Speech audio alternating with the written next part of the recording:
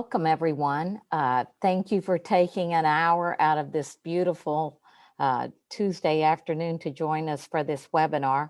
Normally, I prefer to have this kind of Q&A be more informal, and so we do not usually record it, but we're having a lot of questions about the pool testing, and since we might be expanding it to the secondary level at some point, we thought it would be very helpful to go ahead and record it and then post it on the RSU5 website.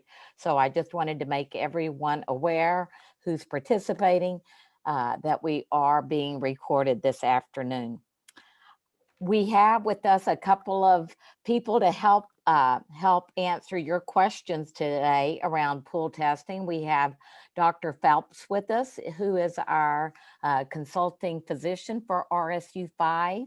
We have Abigail Levitt, who is the nurse at Pownell Elementary School and who has agreed to be the point person and coordinator for our pool testing in RSU5. And we also have Bonnie Violet, the Director of Instructional Support, that will be joining us at some point, who she supervises the nurses and has been very involved in all of the discussions around the pool testing.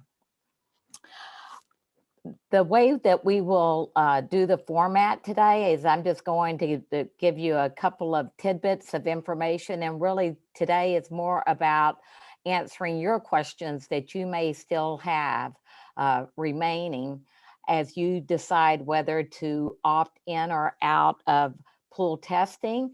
And because of in the past we've had some Zoom bombers, you'll see that the format that we now use is that you can see us, but we can't really see you. But what we can do is have you raise your hand, and then my wonderful assistant, Jenny McManus, is also with us today, and she will be keeping track of those raised hands and letting us know who our next person is to ask a question. So that will be our format today. I'm really happy to report, to just begin today, that we've had a really positive response to people wanting to participate in the pool testing. As of today, we have 57% of our parents district-wide that are eligible, opting in to have their children participate in the pool testing. So thank you for that, and that we're just really excited about that, and we hope that even more parents may join us as we get this up and running. We do have our permission slips that have been distributed, and now they're being returned, and we're keeping track of that. We have training going on that Abigail Levitt is doing with all of our support personnel that's helping us with the pool testing. We have 3 additional staff that we have hired to help us with just all of the logistics of the pool testing, with collecting the vials, distributing the swabs, and so forth. We are considering, once we have this up and running at the elementary level, expanding it to the middle and high school once we see how it's going. We wanted to begin at the elementary level because those students are not yet eligible for the vaccine. And so that was our thinking behind why we're starting at the elementary level. I've had a couple of questions about that.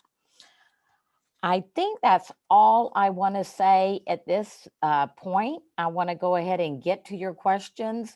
And what we'll do is we'll have you ask the question, and then I will decide who I feel is the most appropriate person to answer your question. Although if you have a specific question for Dr. Phelps or Abigail, we can have you also just ask them directly if you would, if you have something specific where you want to hear from them. So Jenny, I'm going to go over to you and see if we have any questions yet from our attendees? We do not. If anybody has a question, just use the raise hand function. Oh, okay, we do Okay. now. So Pam Berry Santos is the first one. Okay. Welcome, Pam. What is your question today?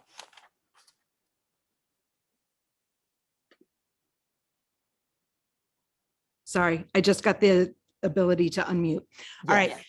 So part of this is, so my kid is vaccinated. He's 12, but he's at a school where there are unvaccinated kids by age. And I know the pooled testing was not being set up for that. So I had a question about that. And then also, if you are going to expand it for kids who are older, who are eligible for vaccination, you know, assuming this is all happening before younger kids are eligible, do you recommend also that kids who are vaccinated take part in the pooled testing, or just like they don't have to quarantine because they're vaccinated, do you want to exclude them from the pool testing? Okay, so I would start out by saying we do not want to exclude anyone who wants to participate in the pool testing. And I would say the primary reason for that is we know that there are people, because of the Delta variant, that even though vaccinated, they're still getting this. So I would encourage anyone, vaccinated or not, to participate in the pool testing. And yes, at Freeport Middle School, I'm aware that we have sixth graders that can't yet be vaccinated, and that some of those parents really are wanting to participate. So we're not opposed, as soon as we have this all figured out, to possibly expanding. Right now, we do have assigned seating, we have physical distancing, we have the required masking. So right now, that's helping to limit the number of students who have to quarantine at Freeport Middle School in sixth grade. Luckily, we have not had any cases yet in that school. And so hopefully we can get everything up and running, and then decide about whether we're going to expand to that grade or that school before we're having any cases there. Do you have any follow-up question, Pam, or was there any part of your question that I didn't answer? Because I know it was a couple of parts to that. Yeah, no, that sounds good. The pool testing was more a concern about cost. If you guys were really trying to focus the pool testing on kids who aren't vaccinated, can't be vaccinated, and understanding those who are vaccinated, if they do get it, and I totally get that we can get Delta still, but just to keep costs reasonable sort of thing, are you focusing more on the unvaccinated kids? Oh, so thank you for asking that follow-up. There really is, well, of course, there are costs to everything, but the pool testing is free to the district. So they're picking Okay. that well, the primary costs are being uh, paid for at the state level. There is one area where we're absorbing the cost. So Concentric said that they would provide the staff for us if we wanted to go that route. Mhm. We chose not to go that route. We wanted to use our own, we wanted to be able to hire our own people. And two of the three people in our district are already employed. And then we brought a third person that uh, was previously employed by RSU 5. We brought that person back uh, to help with the pool testing. And I'm really glad we did that, because I know that there are some districts that are struggling, as you can imagine, if you're waiting on another company to do your hiring and getting it up and running. Yep. And so the cost of those employees will be absorbed through our COVID funds that we receive from the federal level, the latest grant that we have to cover COVID costs. Okay. And So I guess yeah, so did not play into our decision at all about like where we started and whether we would expand or not. Okay. And the last question, I know it's not about pool testing, so if you don't want to answer it, I get it, but I'm still hoping to hear numbers on how many students are actually vaccinated versus estimate, and same with staff. So I can tell you that our staff is exact. It's 94.91%. That's what we reported to the state last week. I'm not sure when that will be public through the state, Okay. because I understand that some of the districts were struggling to meet their deadline of September the 10th. So I think that they have extended the deadline for some of the districts. Okay. But that is the number that's being reported. That will be updated every month by the 10th of the month. And then I think that they're planning on releasing all that data statewide going forward by the 15th of every month.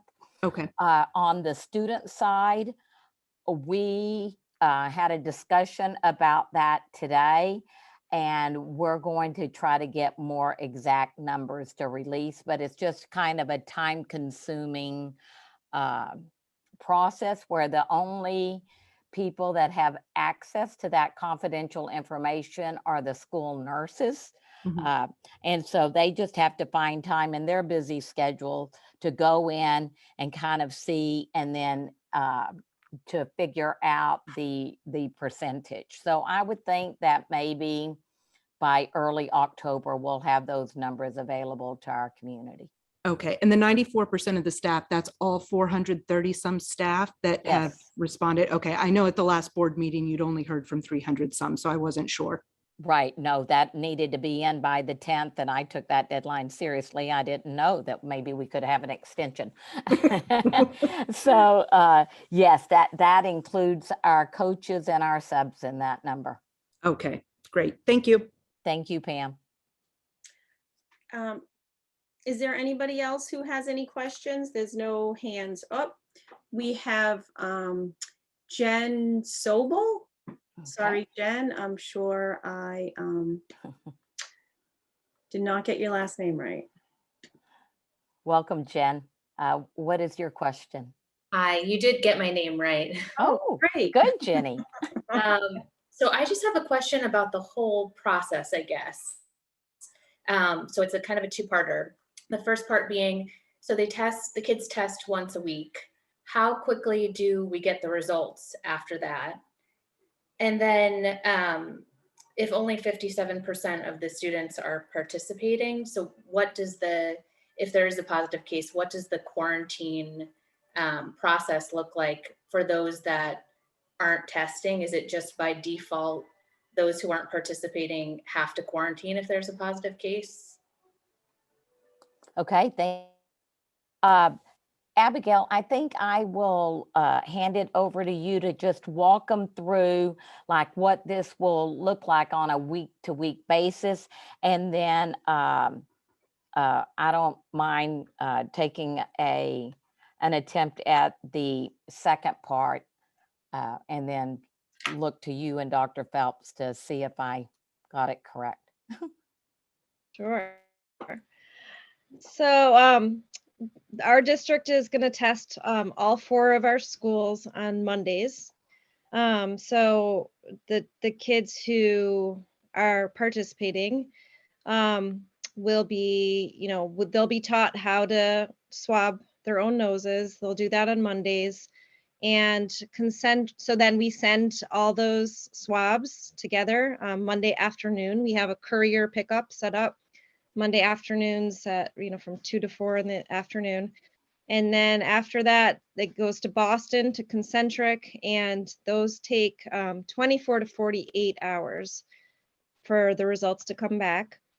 So when those results come back, we're thinking, we probably won't get them till, like, for example, so say it's 48 hours, we won't get them till maybe Wednesday afternoon or evening. In that case, the kids will still come to school Thursday, and then first thing in the morning, if there's a positive, and we're hoping there's a lot of negatives, but if there is a positive in the pool, then we will take the kids from that pool They'll come to the nurse's office and be tested by the nurse with a Binax swab, and it's the same type of swab as the pool test. So the kids can do that themselves as well. It's just in the lower part of the nostril. So so we're thinking probably Thursday they'll be tested with the Binax test, and at that point we'll figure out who is the positive in the pool. So the Binax test is specifically for finding out who in that pool was positive, and we're keeping the pools small. We're so say there's 20, or say there's like 15 kids out of 20 in a classroom who have decided to participate. We're not going to put all 15 in a pool. We're going to have two pools of like 7 in one pool, 8 in another pool. That way that when that pool comes back positive, we only test those kids with the Binax test, with the rapid Binax, who were in that pool.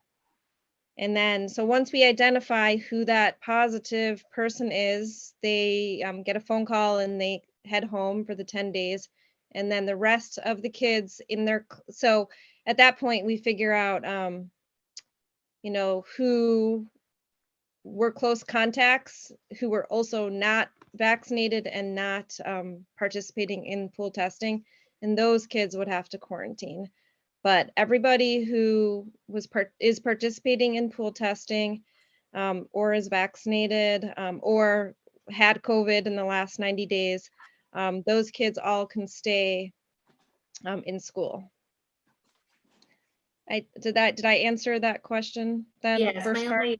my only question is, I'm assuming, but just want clarification. Close contacts would be the balance of the kids in the classroom, say, that didn't participate in pool testing.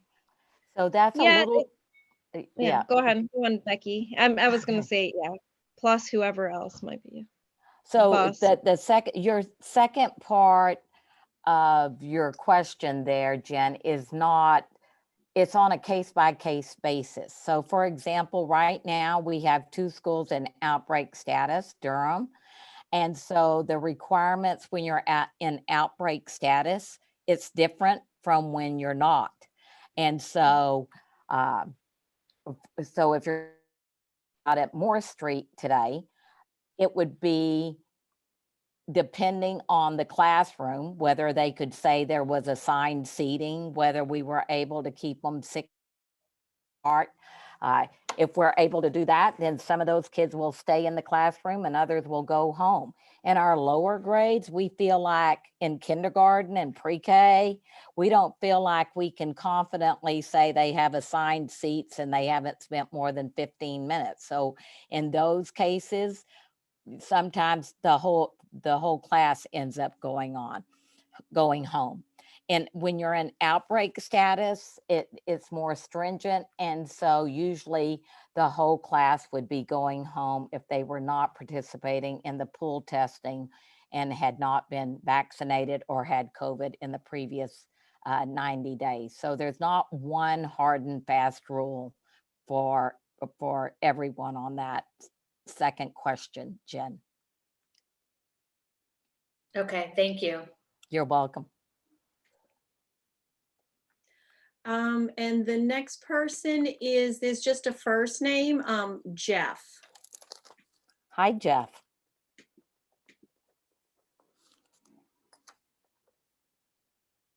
Hey, sorry, it took a minute to get unmuted. Unmuted. I got a couple of questions.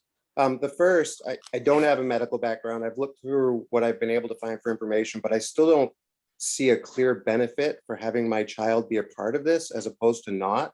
Can you explain to me what the benefit specifically to my child is for taking part in this? So I would say, I'll give my perspective as a non-medical person, and then I'm going to hand that over to Dr. Phelps. From just a parental, as a parent, well, my children are grown now, but previously they were little. And I would say that the biggest benefit is that it offers a way, if I'm a working parent, for my child to stay in school if they're having to quarantine because of a case at school. So it really is, we're using this strategy to try to keep more students in school than what we would be able to do without the pool testing. So that is the biggest benefit to families and kids from my perspective. Dr. Phelps, what would you say from a medical perspective? I would say, well, as a medical perspective, what you just said, Becky, is really important too. Not only from parent mental health and maintaining employment perspective, which has been challenging over the past year with kids in multiple quarantines, but also from the child perspective on that. We know it's important for them to be in school with their peers to get in-person learning, and that will increase with this. From my perspective medically, the primary reason for pool testing is really to try and prevent outbreaks, right? With the pool testing, we're potentially picking up cases before students have symptoms, and so that we can hopefully prevent outbreaks. Big studies that were done with pool testing in the past year showed about a 35% reduction in outbreaks in those schools where it was used, in elementary schools. So that's huge, especially with Delta, which is so much more contagious, especially among kids. Also, medically, other advantages are just, again, related to not needing to quarantine. And so because of how good the test is that's used, it would be great if every kid had a PCR test every day, but that's just not really very feasible, and it's very expensive. And so instead, this is taking and doing a PCR test, which is again, very good, on a smaller group of kids and running one test on their 7 collective little swabs. And so then it can hone it down to just trying to pick it up in that small group. So it's a very good test to pick up when kids may have an infection before they're symptomatic. And then because they're participating in that really good testing, and we're following it up with a pretty good test as well, if they have a positive pool, then we can be really confident that those kids who are negative on the Binax testing are really truly negative and can therefore stay in school. So quarantining, so everybody's experience with quarantining this past year, so many kids missed school repeatedly because of needing to quarantine. That will drop dramatically. And so not only will we prevent outbreaks, but kids will be in school. Okay, and then, so my follow-up question is, it's my understanding, and again, the names and the acronyms, I just don't have a great grasp on. But I had a child who missed the several first days of school with an ear infection. I had a doctor's diagnosis for an ear infection. She was not allowed to come back to school unless she had a full COVID test, as the rapid was not accurate enough for her to get cleared to come back. So why are the rapids accurate enough for the pooled testing groups to be positive or negative 100%, but not for children to come back to school who are ill? So I don't know your particular situation. I think I would have to do some research on that. I don't know whether that was based upon on what your doctor said or what our nurses. No, that was from the school nurse in the middle school. At Freeport Middle School. Yep. Yeah, I would have to, Jeff, I would have to research your specific case before I could probably respond to that, unless Dr. Phelps. And the medical staff do you have chime any? in? I just, if it's not accurate enough for one reason, I'm curious why it's accurate enough for enough. I mean, this is enough for me to not bother doing it if it's not going to be accurate to begin with. I don't, Dr. Phelps, do you have a reply to that at all?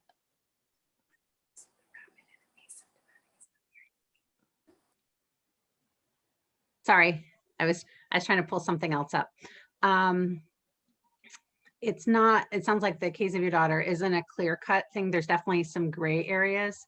It's generally, it's best if kids have, even if they have another diagnosis, most providers are recommending kids have a test, and the test that we know is the best is the PCR test. And so that may be why your daughter, it was, the follow-up was to say, well, yes, we know they have an ear infection, but it would be great to know that there's also not COVID, because we know the things occur together. So in any scenario, the PCR test is absolutely always best, which is why we're doing that type of test for the pool test. The follow-up testing with the rapid antigen testing is still very good. It's just not as good as the PCR.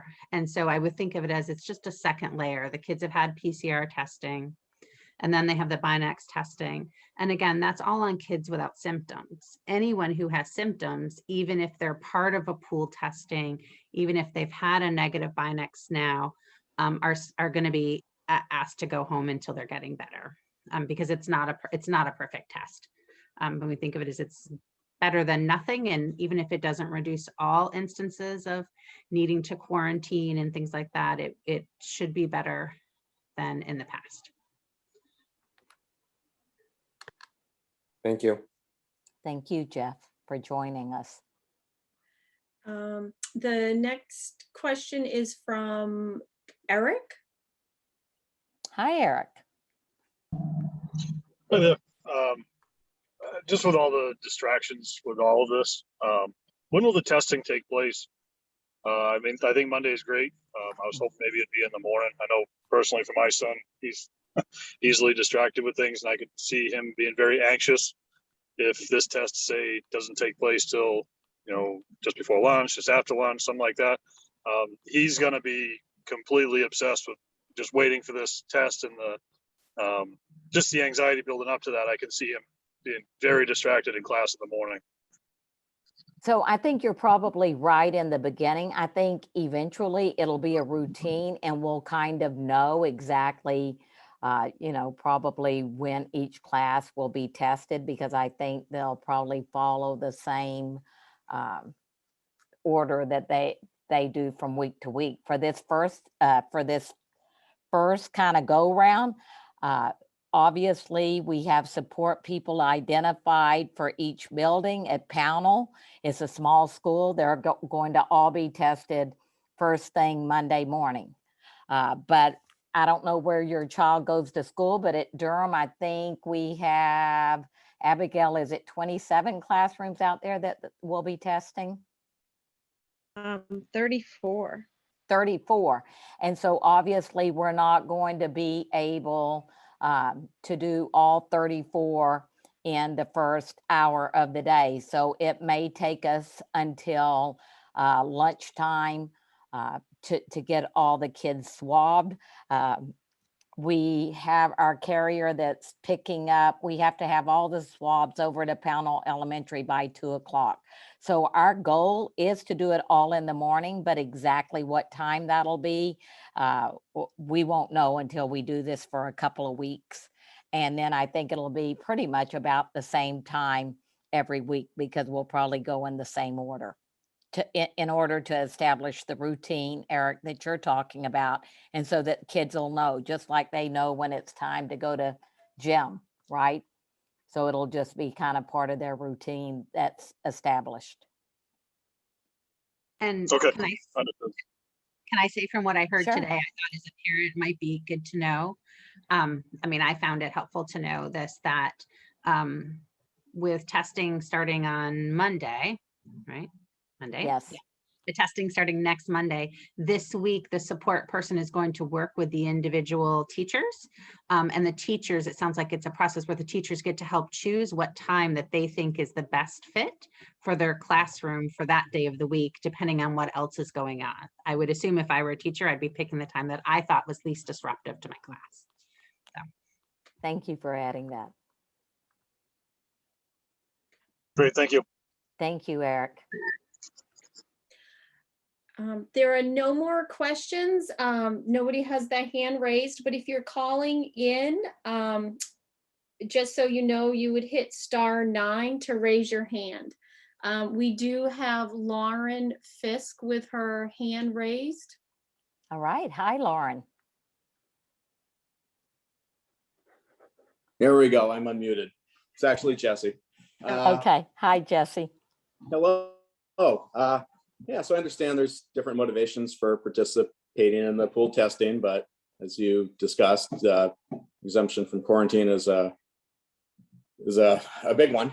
And I'm just trying to understand kind of the exemption from quarantining for exposed individuals. I mean, we've acknowledged that there are false negatives, and there was a positive student on Monday. They could be contagious on Tuesday, Wednesday, infecting their classmates, and there could be certainly false positives on Thursday. And these students would remain in the classroom, and they may get picked up a week later.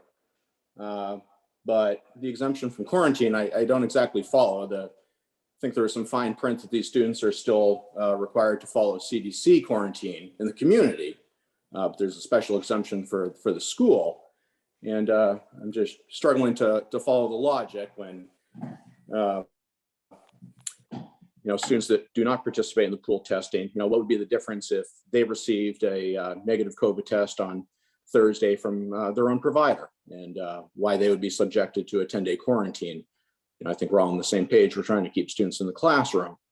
So I'm just hoping to understand the inconsistency in quarantine requirements. I'm going to let Dr. Phelps answer that first, and then if I have additional thoughts, I'll chime in, and Abigail also, if you do, we'll have you also talk about that. So Dr. Phelps.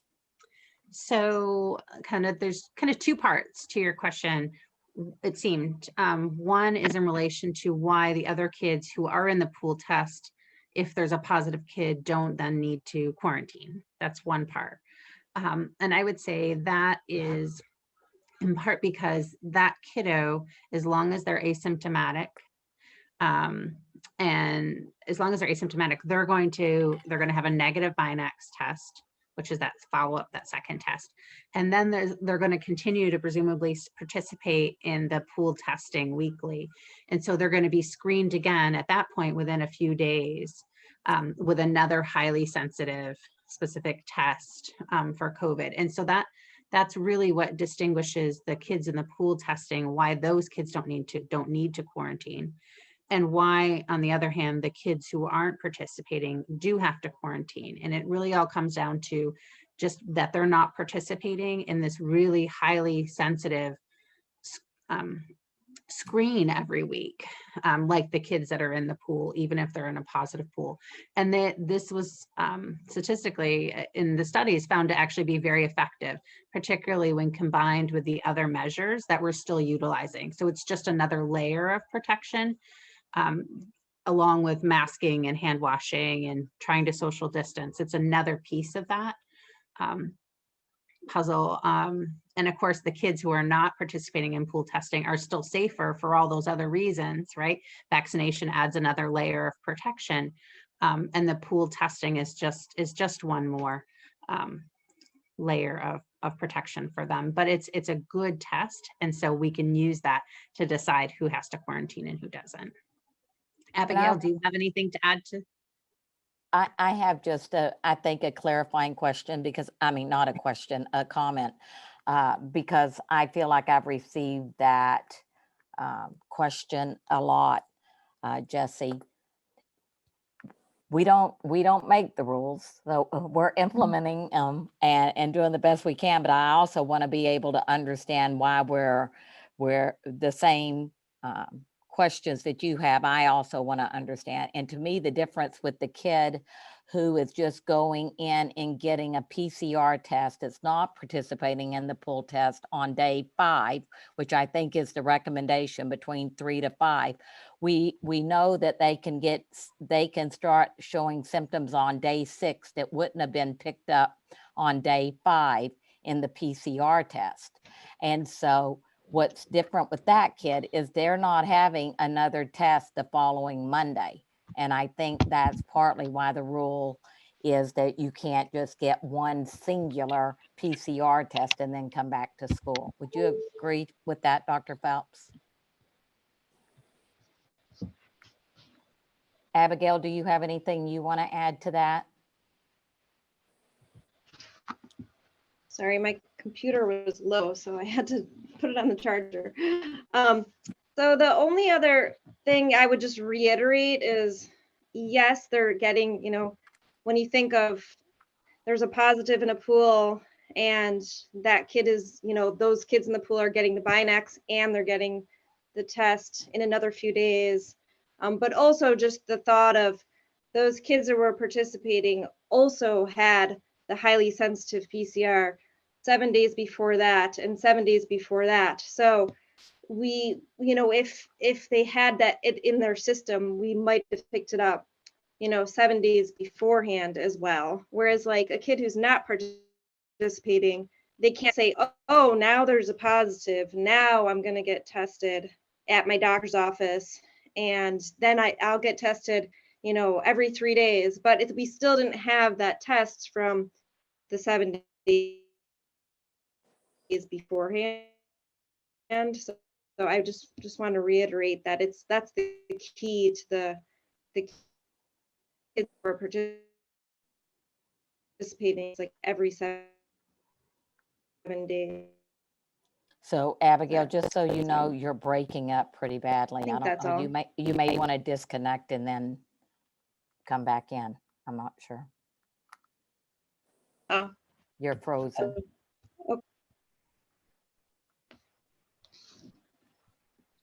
Jesse, do you have a follow-up to that? I do understand that they would subsequently be picked up the following week, but that would not be until the following Thursday. So, there still is quite the lag time there. And I just seems inconsistent with, CDC would require the child to quarantine from all other activities, and just seems inconsistent. I understand you don't make the rules. It's frustrating that a child not participating wouldn't be able to get the same PCR test on the following Monday as the other children, and be exempt from quarantine if that was negative. But I understand these are decisions on the state and federal level. Thank you for your question. Other questions, Jenny?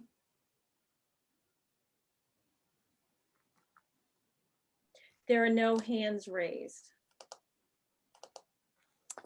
Dr. Phelps, can you think of anything that is any other information that you think would be important to provide to those that are on the Q&A around the pool testing?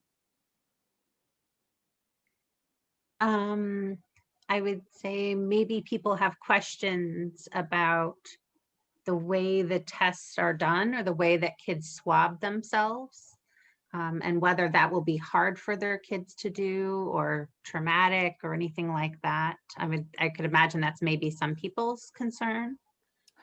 So would you just kind of talk about what you've seen with that? Yeah, and so the swabs themselves, if anybody who's listening or watching has had a COVID test, it may be different than what you've yourself experienced, particularly early on. The testing we were doing was much more invasive, more like up here in your nose and further back. The way that testing is being done now is similar to what the pooled testing will be like. The swabs are more akin to a skinny Q-tip. They're short, so that kids really can't go wrong with them. And they're really just, I'm going to touch my nose, but they're really just the very front part of your nose on the inside. All of us who have children know our children stick their fingers up their nose much further than that. We've been self-swabbing, letting kids, even young kids, kindergartners, 4-year-olds, self-swab in our office pretty much right along as soon as we were able to do the testing so low. And kids often giggle through it and think it's funny, but it's very fast. The kids usually think it's fun. The older kids say it's gross, what you would expect. But very quick, very brief. They insert the fuzzy end of this little tiny Q-tip, which is the length of the fuzzy part on a regular Q-tip, just inside their nose and do a quick swirl. And then they go to the other side and do a quick swirl and they put it in the tube. So pretty simple. You know your kids. There are definitely kids where it will be challenging. And those are kids that maybe people opt to not do pool testing, just knowing their kids and knowing the situation. There are kids, just like with masking, who it may need to be something that they work out with their team through social stories and things like that in their classrooms. But the goal is for kids to do the test themselves, because it'll go over much better if they do. And I've had kids who had testing done repeatedly for illnesses throughout the past year, and they know exactly what to do. And they probably do a better job at it than I do, because they're very into it. I've not had anybody end up with a bloody nose or anything like that. So Thank you for that, Dr. Phelps. Jenny, I see a couple more hands. Yes, Jessica St. Amand.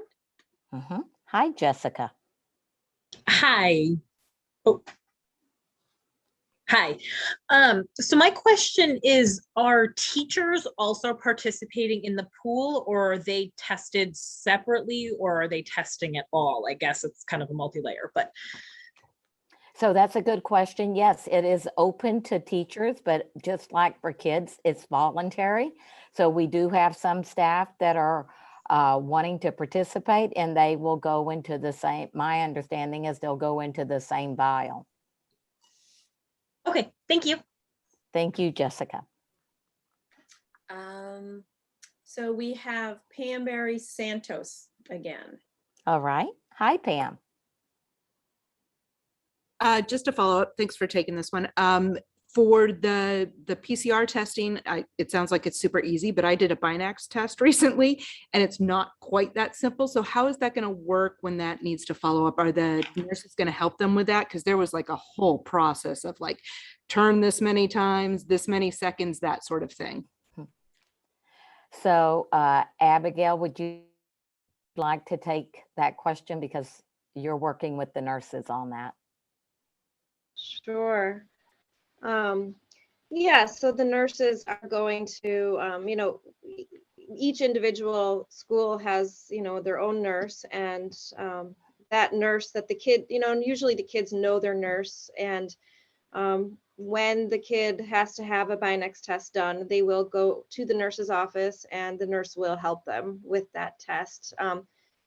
It is a little bit more complicated than the pool testing swab, but it is still, like Dr. Phelps was talking about, it's still just right at the bottom of the nose, just inside the nostril. So it's still not a deep swab. But Yeah, the nurse no. will help with it. Okay, yeah, no, it's just when I did it, it was like 15 seconds each nostril, then do this, then do that, that sort of thing. And I'm picturing kindergartners, that's all. Yeah. Dr. Yeah, it might Phelps, do take you a want to little add anything? Just that sometimes we make tests more complicated than they need to be. But other than it will, to the child, should basically seem essentially the same thing, except since the nurse is standing there with them, she might count it out while they're doing it. And the swab will look a little different. It's a little bit longer, but they still only put the same amount in their nose, and same idea, swirl one side and then the other. But they're effective with just one swirl, because swirl like and count. Oh, okay. Sorry, I just did it last week, so. Yeah, there's some people who still have people test a little more aggressively. Yeah.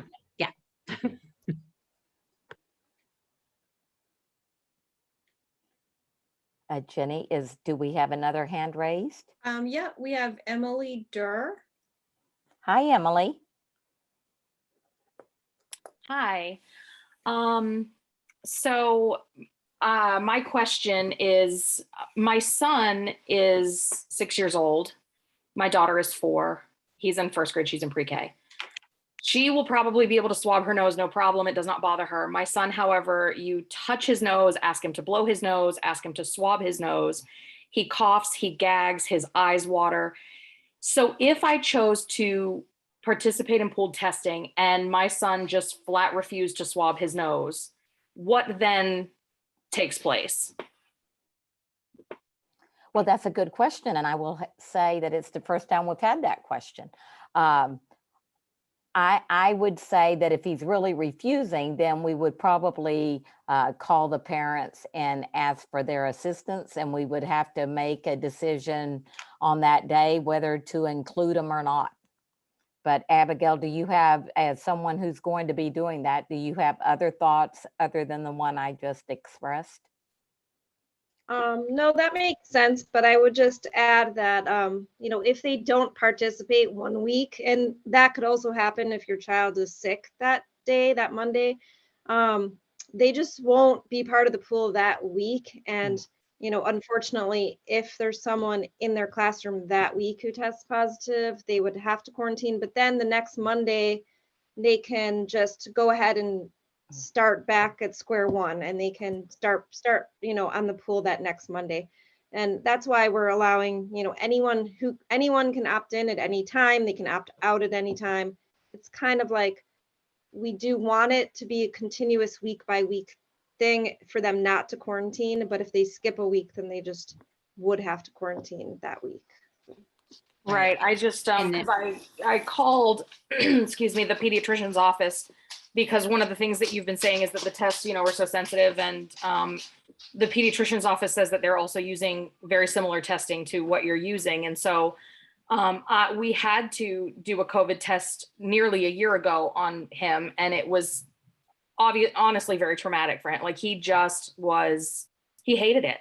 And it's clear that it was not just I really don't like it, I'm being dramatic. Like, he really has an adverse reaction to you messing with his nose.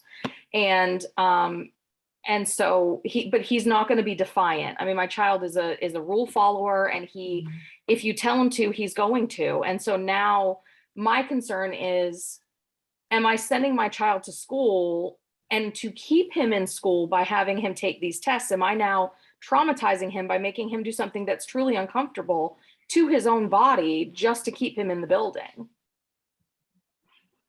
And I would say, I think it's safe to say that nobody's going to force, obviously, a kiddo, but I get that. I have a rule follower kid too. So nobody's going to force a kiddo to do it who doesn't want to do it. I think that's where we have to know our kids and know what their limits are, and in the end, balance the benefits with whatever you think how he'll respond to that. And maybe it's something that's a discussion that you have in the house, and maybe he wants to watch and see it happen for a while with his classmates, and then maybe becomes more comfortable eventually with doing it. But I think you just have to know your kid and know what their limits are, and it sounds like you do. Yeah, and we talked to him because we have been, debating about this since the first email came out, and what do we do? Because he was in one of the classrooms, unfortunately, that he spent the first 3 or 4 days at school and then spent all last week at home. Yeah. And so fortunately enough, I also teach. My child is smart enough that missing these days of school is not adversely, really affecting his education as much as it is. He just enjoys being at school. He wants to be with his friends and be in the classroom. But then like I said, I think of these things. And so I spoke to him and I said, Bud, this is what they're talking about doing. And if it meant that you would get to stay in school, what are your thoughts on this? And he said, it was really terrible, and I don't think I want to do that.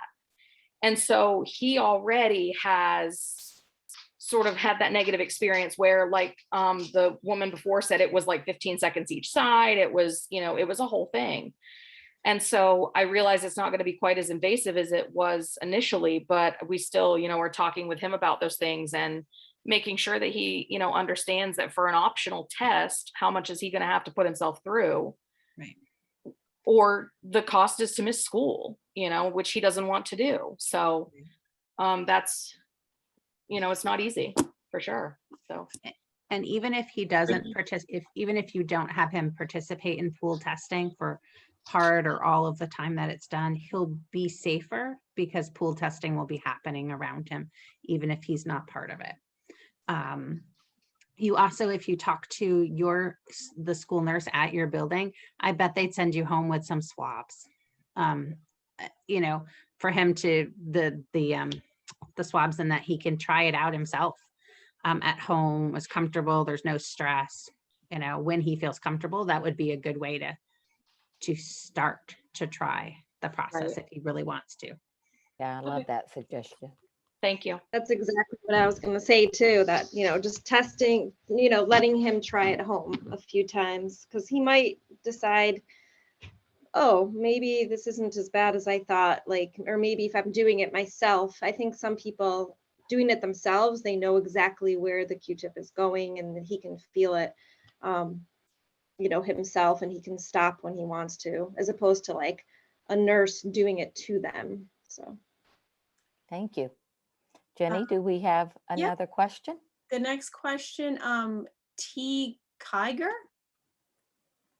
Hi, Teague. Tim Keeger.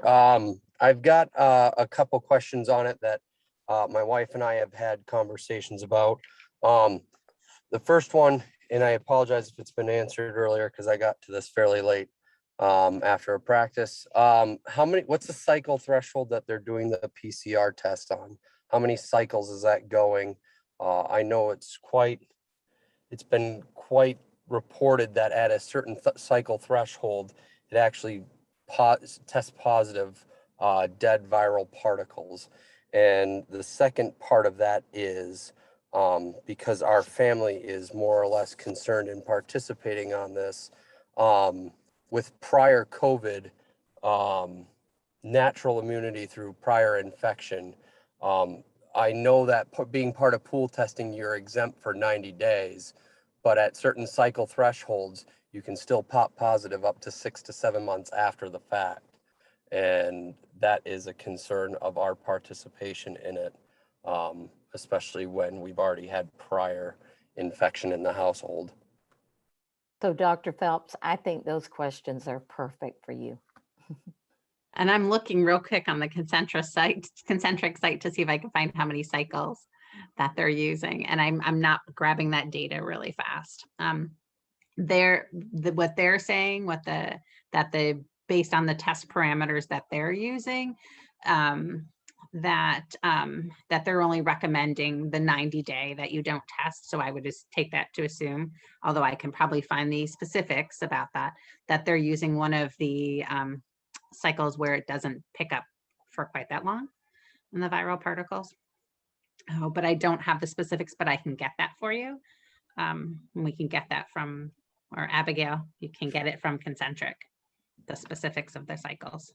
And then we do have on our website under the pool testing an FAQ sheet that we've started. And so Abigail, if you could get that information and then just put that into that frequently asked question sheet, then people can access it. It shouldn't take us long to find that within a day, right, Dr. Phelps? Should Concentric, probably they know that, right? Tim, does that answer your questions other than that first one? And I guess the only other thing I would follow up with is, do we know as a school, besides what's been reported via parent and otherwise, do we have a means to find out if there is an actual, like what the spread rate? There's many children, I believe, that, I mean, hadn't it been for me being very ill, we would have had no clue that my daughter and my wife were also positive with COVID this past summer. So is there, I mean, it seems that natural, through a lot of this, a natural infection or immunity through natural infection doesn't seem to take as high of a precedence as, a vaccine or other. Is that more or less because of the program, or is that because we're making that as a decision as a district per se?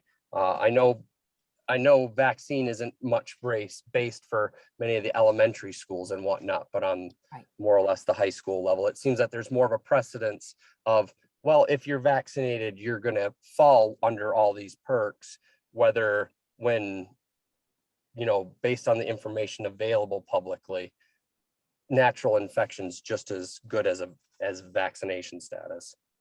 So what the CDC is telling us is you do get a 90-day, is if you've had COVID within the last 90 days, then you also do not have to quarantine.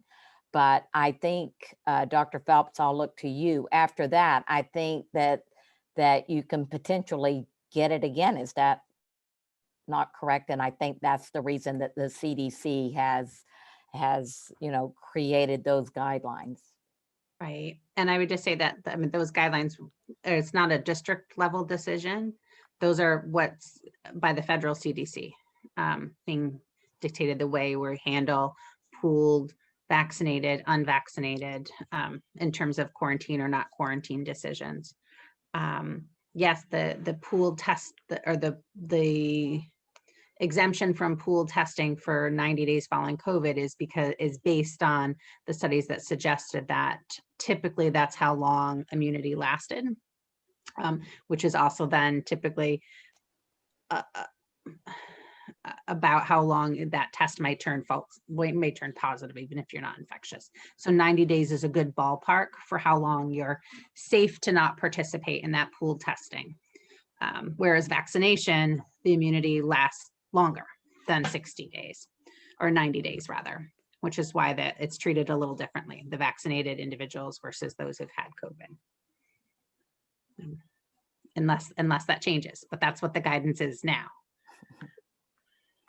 Yes, I think that's important to say because I think they're still learning about this. Tim, any other follow-ups? No, that was pretty much it. So if the government decides to make changes on that, this program also will adjust with that. Correct. Okay. Thank you. Thank you for joining us. Jenny, we have about 4 minutes left in our Q&A. Do you see any other questions? There are no hands raised. All right. Well, I just want to thank you all for taking time out of your busy schedule to join us and to consider pool testing. I mean, the reason we're offering this is we want to keep as many students in school 5 days a week learning as possible. So it's just another strategy that we're offering to our parents in order to keep their kids in school and to keep, as Dr. Phelps said, even the rest of the community safe. So it kind of benefits everyone, even when only I think currently, 50-something% are participating. So that's going to make us all safer. So thank you for joining us. This will be posted on the website. And if you had a question that you think of 5 minutes after we're done with the meeting, please do not hesitate to either reach out to me or one of your or the school nurse. And we're happy to continue to answer your questions to the best of our ability. So thank you and have a wonderful evening.